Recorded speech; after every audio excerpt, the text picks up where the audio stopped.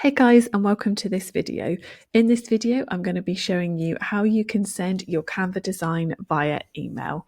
So as you can see, we are in Canva and there's two ways that you can do this. So I'm just going to go through the first option with you. So we have got our business card here that we are wanting to share. So we're going to come up to the top right hand side, click on share, and as you can see at the top here, you have got the option to share this design. So you've got people with access. So what you can do is click in here, and then if you pop in the email address that you're wanting to send your design to, you've then got the option here where it says edit. So you can let someone edit your design, comment, or view it. So I'm going to press edit. You can then pop a message in there, which is optional, and then press the purple share button. And that has now gone to their email address. So I'll just show you what it looks like. So I'm going to pop into my emails, and here we go.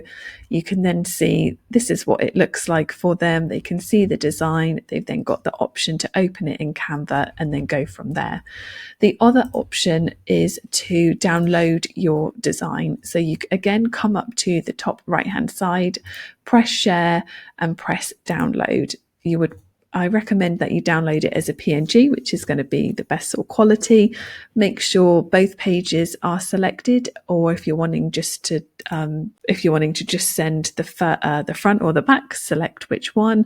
You can then untick, I'm doing both, and then I'm just going to press download. What you would then do is come over to your emails, press compose, and then you want to attach your design to send. So it's a zip file, and I'm just going to double click it.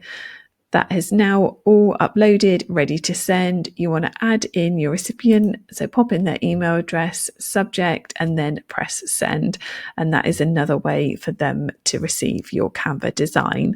And that's it. I really hope that you guys found this video useful. If you could leave us a like and a subscribe, that would be amazing. Thank you so much for watching, and I'll catch you in the next one.